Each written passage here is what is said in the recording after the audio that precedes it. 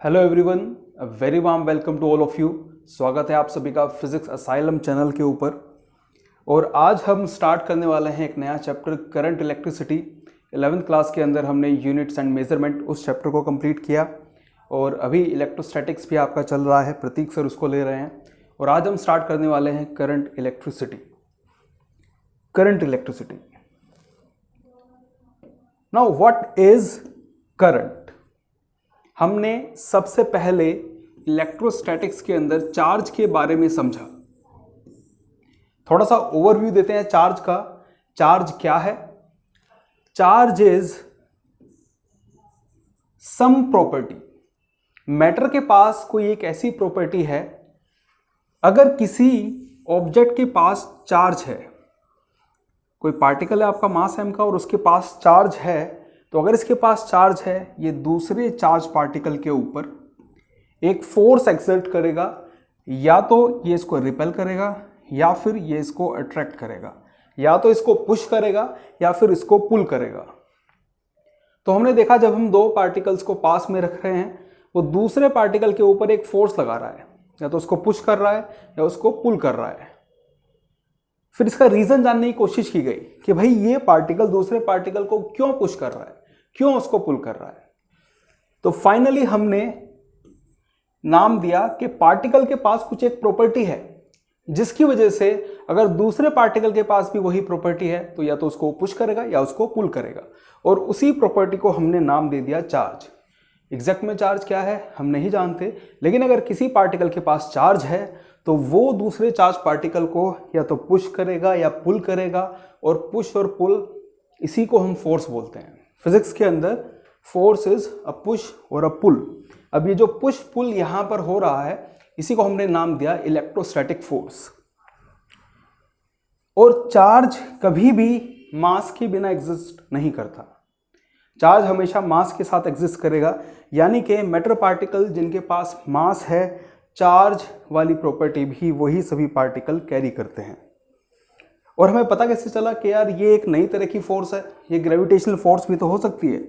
हमारे पास एक पार्टिकल है मास m1 का और दूसरा पार्टिकल है हमारे पास मास m2, तो ये एक दूसरे को ग्रेविटेशनल फोर्स से भी तो अट्रैक्ट कर सकते हैं। बिल्कुल ये एक दूसरे को ग्रेविटेशनल फोर्स से अट्रैक्ट करेंगे, लेकिन जो ग्रेविटेशनल फोर्स का मैग्नीट्यूड है वो बहुत ज़्यादा कम है इलेक्ट्रोस्टैटिक फोर्स से। अगर ये दोनों पार्टिकल हमारे इलेक्ट्रॉन हैं, तो कायदे से तो इलेक्ट्रॉन के पास मास है, इन दोनों इलेक्ट्रॉन को एक दूसरे को अट्रैक्ट करना चाहिए। लेकिन फिर भी हमने देखा कि ये दोनों इलेक्ट्रॉन एक दूसरे को रिपेल करते हैं। और किस वजह से रिपेल कर रहे हैं? क्योंकि इनके पास एक एक्स्ट्रा प्रॉपर्टी है, जिसकी वजह से ये रिपल्सिव फोर्स आ रही है। वो प्रॉपर्टी है चार्ज की वजह से। वो प्रॉपर्टी है चार्ज की वजह से। और ये जिस फोर्स से एक दूसरे को रिपेल करते हैं, उस फोर्स का ऑर्डर है 10⁻⁻24 न्यूटन। और अगर आप दो इलेक्ट्रॉन के बीच में ग्रेविटेशनल फोर्स को कैलकुलेट करेंगे, तो उसका ऑर्डर निकल कर आएगा Gm1m2/r²। और अगर r को मैं 1 सेंटीमीटर ले लेता हूं, मास ऑफ इलेक्ट्रॉन 10⁻31 है। सो 10⁻31 इंटू 10⁻31, और खुद ग्रेविटेशनल कांस्टेंट का जो ऑर्डर है ये 10⁻11 का है। सो ये फोर्स रफली हमारी निकल कर आती है 10⁻67 के ऑर्डर की।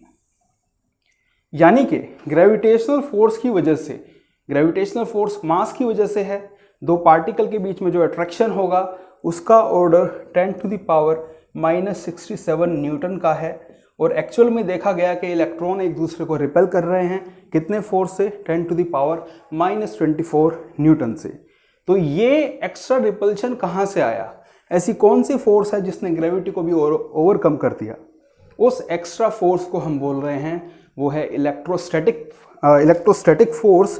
पार्टिकल के पास एक ऐसी प्रॉपर्टी है जिसकी वजह से वो दूसरे चार्ज पार्टिकल को या तो पुश कर रहा है या फिर पुल कर रहा है। इस प्रॉपर्टी को हम नाम देते हैं चार्ज। सो इससे पहले वाले चैप्टर के अंदर हमने डिस्कस किया है इलेक्ट्रोस्टैटिक्स, प्रतीक सर उसको डिस्कस कर रहे हैं। आप उसकी जाकर प्लेलिस्ट एक्सेस कर सकते हैं सभी वीडियोस की, और यूनिट एंड मेजरमेंट में अगर किसी बच्चे को प्रॉब्लम है तो वो प्लेलिस्ट भी आपको मिल जाएगी। Class 11th chapter 2 units and measurement पूरा हमने वहाँ पर उसको सॉल्व किया है। इलेक्ट्रोस्टैटिक्स के अंदर यही जो चार्ज पार्टिकल्स हैं, हमने इन्हीं चार्ज पार्टिकल्स की प्रॉपर्टी को स्टडी किया जब भी चार्जेस रेस्ट पर होंगे। अब अगर ये 3 चार्जेस हमारे ये रेस्ट पर हैं तो इसको मैं नाम देता हूं कि ये हमारे पास एक चार्ज कॉन्फ़िगरेशन है।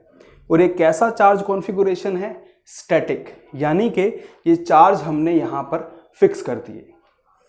अब ये चार्ज अगर इसके पास आप कोई एक दूसरा टेस्ट चार्ज लाओगे, क्यों नॉट? इसको टेस्ट चार्ज क्यों बोला? क्योंकि हम इफेक्ट जानना चाहते हैं इस चार्ज डिस्ट्रीब्यूशन का, एक जो हम चार्ज लेकर आए हैं। तो क्योंकि टेस्ट कर रहे हैं, इसके द्वारा किया गया एक फोर्स फील्ड जो क्रिएट किया है उसको टेस्ट कर रहे हैं टेस्ट चार्ज क्यू नोट से।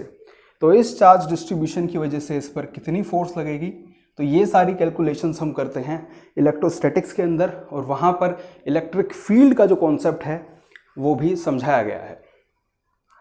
सो हैविंग सेड दैट, अब हम स्टार्ट करते हैं current electricity. Current electricity electrostatics के अंदर हमने चार्जेस को रेस्ट पर रखा। हमारा जो चार्ज कॉन्फ़िगरेशन है वो एक स्टैटिक चार्ज कॉन्फ़िगरेशन है। लेकिन करंट इलेक्ट्रिसिटी यानी कि जब चार्जेस मूव करना स्टार्ट कर देते हैं, हमने अभी तक बात की चार्ज की। So when charges are in motion, when charges are in motion, we say that there is an electric current. We say that there is an electric current. So when the charges are moving, जब भी कोई भी एक charge particle अगर वो move कर रहा है तो हम कहते हैं कि वहाँ पर करंट है। किस चीज़ का करंट है? चार्ज मूव कर रहे हैं तो यहाँ पर चार्ज करंट है, जिसको हम बोलते हैं करंट इलेक्ट्रिसिटी। एक अगर हम यहाँ पर एक एग्जांपल ले सकते हैं, आप कंसिडर करो रुका हुआ पानी। रुके हुए पानी को हम करंट नहीं बोलते हैं, पानी की भी करंट होती है ना, the current in the river, ocean currents. So there the water is moving. When the water starts moving, हम उसको बोलते हैं वाटर करंट। और जब चार्ज मूव करना स्टार्ट करता है हम उसको बोलते हैं इलेक्ट्रिक करंट। ठीक है, जब हमारा पानी मूव कर रहा है उसको हम वाटर करंट बोलते हैं, और जब चार्ज मूव कर रहा है उसको हम बोलेंगे इलेक्ट्रिक करंट। सो करंट क्या है? Current is the motion of charges. आप सभी ने देखी होगी आसमानी बिजली, थंडर स्टॉर्म जब कभी भी आता है तो बादलों से बिजली गुजरती हुई जमीन तक आती है। वहां पर भी वो चार्ज ही मूव कर रहे हैं आसमान से ग्राउंड तक। ठीक है, या तो ग्राउंड से आसमान तक या आसमान से ग्राउंड तक। सो यहाँ चार्जेस का ही मोशन हो रहा है। लेकिन उस केस में जो हमारी इलेक्ट्रिसिटी है वो बहुत ज़्यादा एब्रप्ट है, उसकी वैल्यू बहुत ज़्यादा है, उसकी वैल्यू कांस्टेंट भी नहीं रहती है। तो आसमानी बिजली भी करंट है, लेकिन वो एक स्टीडी करंट नहीं है। स्टीडी मीन्स यहाँ पर हम एक एनालॉजी कंसिडर कर सकते हैं। एक नदी जो पहाड़ों के ऊपर से बहकर आ रही है, वहाँ पर पानी की रफ्तार बहुत ज़्यादा तेज़ है और तेज़ी से पानी बह रहा है, सरफेस को देखोगे बिल्कुल ही अशांत है। और वहीं दूसरी तरफ आप देख सकते हैं कि एक नदी के अंदर पानी इतना सहजता से बह रहा है कि कुछ पता ही नहीं चल रहा, जैसे वहाँ पर सरफेस के ऊपर कुछ खास उथल पुथल नहीं है। तो दूसरे केस में हम बोलेंगे कि जो वाटर करंट है वो स्टीडी है। पहले केस के अंदर जहाँ पानी ज़्यादा उछल कूद कर रहा है वहाँ पर वाटर करंट स्टीडी नहीं है। तो इस चैप्टर के अंदर हम स्टीडी इलेक्ट्रिक करंट को पढ़ेंगे। Steady electric current, steady electric current आसमानी बिजली की तरह नहीं है कि वैल्यू बहुत ज़्यादा है या एब्रप्टली इलेक्ट्रिक करंट चेंज हो रहा है। ऐसा नहीं, हम बात कर रहे हैं स्टीडी इलेक्ट्रिक करंट, यानी कि जो चार्ज मूव कर रहे हैं वो स्टीडीली मूव कर रहे हैं और वो एक स्टीडी करंट को कॉन्स्टिट्यूट करेंगे। जब घरों के अंदर बिजली आती है उसका magnitude 1 ampere, 2 ampere, maximum 5 ampere तक की रेटिंग होती है। तो यानी कि जब हम बोल रहे हैं 1 एम्पियर का करंट, तो वो करंट समय के साथ वेरी नहीं कर रहा है, करंट की वैल्यू 1 एम्पियर ही रहेगी, बहुत ज़्यादा वेरिएशन उससे नहीं होगा। ठीक, तो यानी कि जो इलेक्ट्रिक करंट है, हम स्टीडी इलेक्ट्रिक करंट को पढ़ने वाले हैं इस चैप्टर के अंदर, और जहाँ पर करंट समय के साथ वेरी कर रहा है अब्रप्टली, उस चीज़ को भी डिस्कस करेंगे। लेकिन हमारा मेन तौर पर जो ध्यान रहेगा, जो फोकस ऑफ स्टडी होगा, वो स्टीडी इलेक्ट्रिक करंट ही होगा। Now sir, next thing, how do we measure current? Measurement कैसे करेंगे? अब हमने करंट को डिफाइन तो कर दिया। अब फिजिक्स के अंदर अगर हमने किसी भी क्वांटिटी को डिफाइन किया है तो उसको मेजर करने का भी कोई ना कोई तरीका होना चाहिए। हर एक फिजिकल क्वांटिटी मेजर हो सकती है। सो करंट को मेजर करने का क्या तरीका होगा? अब हम यहां पर बात कर रहे हैं that motion of charges is current. अगर हम कंसीडर करें that this is a circular area, ये हमारे पास एक सर्कुलर एरिया है और इसका एरिया हम कंसिडर कर लेते हैं ए। एक सर्कुलर एरिया हमने कंसिडर किया और इसका एरिया है ए।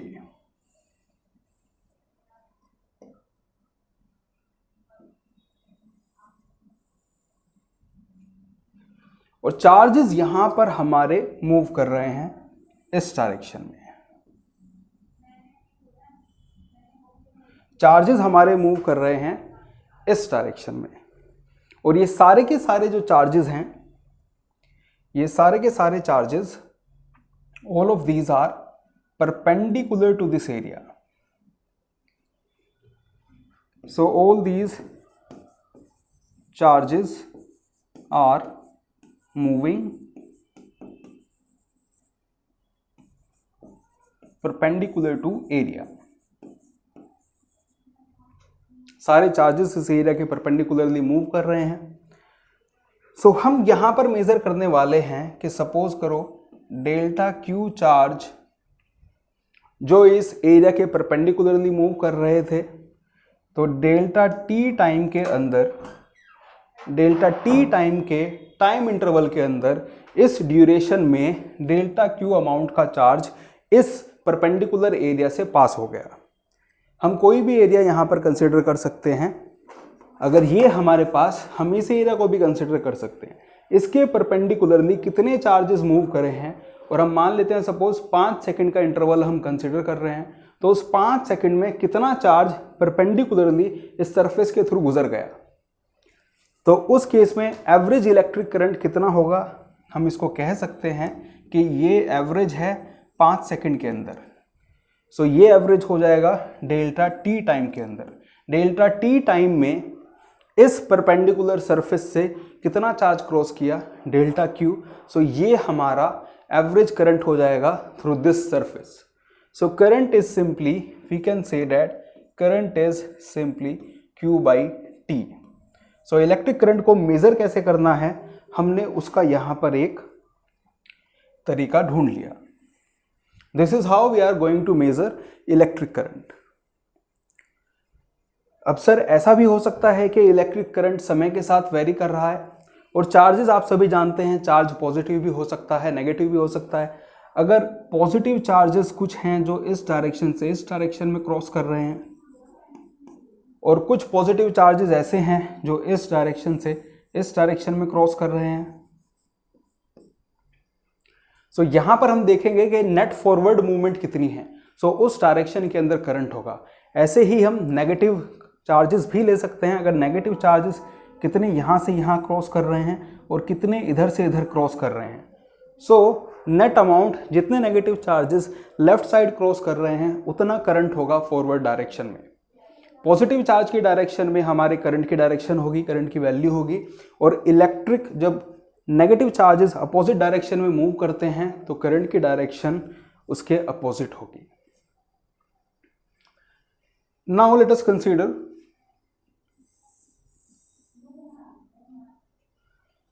फिर से एक परपेंडिकुलर एरिया कंसीडर करते हैं और यहां पर चार्जेस हमारे मूव कर रहे हैं, चार्जेस यहां पर मूव कर रहे हैं और डेल्टा क्यू चार्ज हमारा क्रॉस कर रहा है इस एरिया को डेल्टा टी टाइम के अंदर। तो यहां पर अगर मैं इसको कैलकुलेट करूं इस लिमिट के अंदर that delta T approaches to 0, इसका मतलब क्या हुआ, जब डेल्टा टी मैं एक बहुत छोटे टाइम इंटरवल की बात कर रहा हूं, कितना छोटा, बहुत ज़्यादा छोटा, मैं एक बहुत ही छोटे टाइम इंटरवल की बात कर रहा हूं, तो उस टाइम इंटरवल में जितना चार्ज क्रॉस कर रहा है इस सरफेस से, ये हमारा हो जाएगा इंस्टेंटेनियस करंट। यानी कि अगर हमने एक टाइम इंटरवल कंसीडर किया कि टी टाइम और T plus delta T time के बीच में कितना चार्ज क्रॉस किया, और यहाँ पर हम कह रहे हैं that delta T is approaching to 0, so ये चीज़ क्या निकल कर आएगी, this would be the current at any interval of time. Current समय के साथ किस तरीके से वेरी कर रहा है, इस इक्वेशन से हमको उसका पता लगेगा। यानी कि जब चार्जेस एब्रप्टली मूव कर रहे हैं इस डायरेक्शन में, कभी ज़्यादा कभी कम, तो हम current as a function of time भी निकाल सकते हैं इस इक्वेशन के माध्यम से। So this is how we measure the electric current.